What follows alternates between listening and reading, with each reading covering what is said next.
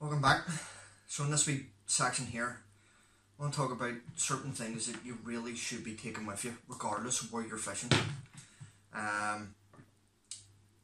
You need to always be aware that you're beside the sea, like the place is dangerous. Nighttime, head torch. There's loads and loads and loads of head torches on the market. You can spend hundreds and hundreds of pounds on head torches. Cree head torches, they're a tenner. 1800 lumens. That's more than enough and last like 20 hours. Definitely a good head torch. Waterproof one as well. You fall into the sea and it's waterproof. You can keep your light on and put it on the SOS mode. Somebody can see you. Generally I definitely wouldn't advise fishing rock marks by yourself either. Power bank. This also has a torch on it.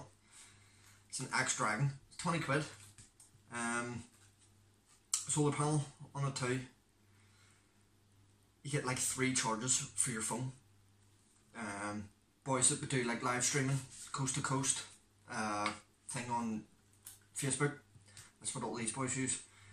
Definitely invest in one of these. You're out and your phone goes down, and something happens, real bad emergency, and you need to phone someone. If only you had a power bank.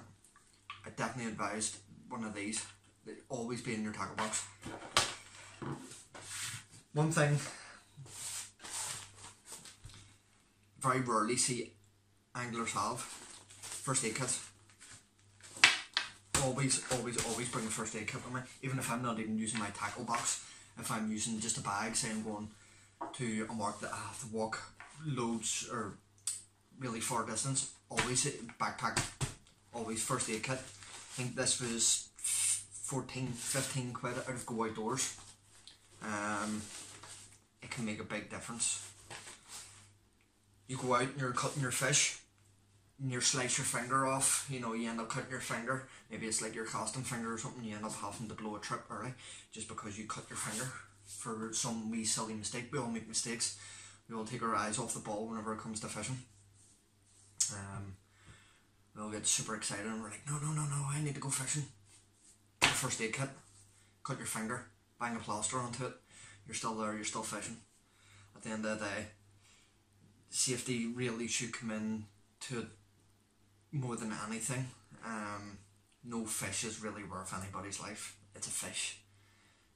You might lose fish, or like it's not worth it. I can't stress enough, like, don't take risks when it comes to fishing. Brings me on to the next one. You're fishing rock marks, flotation suits. Invest into one. It can save your life. It's as simple as that. Yeah, they're a bit expensive, but if you're an angler like myself who is going to be fishing rock marks quite often, it's primarily what I would actually fish would be rocks, between rocks and beaches. It would be the main thing that I would fish. A flotation suit. Some marks I fish are super dangerous. I'm going to keep using Ramore Head as an example. You get sucked into there, big swell comes in, hits you, you get pulled into that tide. If you don't wear a flotation suit, even with a flotation suit, there's a slim chance you're getting out. Like, you're going to get smashed up against them rocks as if it's no one's business. Like, you need to really think about this stuff whenever you're going, especially rock marks. Rope. Bring a rope. You fall in and you're with someone. You have a rope. You can at least try and get out. You don't have a rope. There's nothing really you can do. You know, even if you are still wearing a flotation suit, you're sitting there floating. Like, how are you getting out still? A rope, super important. Bring one with you. And you might just think, oh, all this information is too much. You know, too much to carry and all this here sort of stuff. Life, it's not worth your life. Bring it with you. I can tell you stories of people falling in and near dying, people thinking people have been killed, near falling in myself. It's Sea's a dangerous place. You need to be prepared for it. Groups. So you may know, I used to fish with a group of boys, Team Redwood. Not go into details, you know, nothing against the lads, it is, you know, it is what it is. At the end of the day, it's only fishing. Get yourself a wee team together. At the end of the day, knowledge is power when it comes to fishing. Everybody shares their experiences. Not necessarily marks, because I know a lot of people, you know, they will put loads and loads of hours into marks, trying to work out how to fish it, or like the likes of myself, I will go and fish marks that nobody fishes just to try and find a new mark instead of always fishing the same places. Get a group of mates together, you know, get to know people.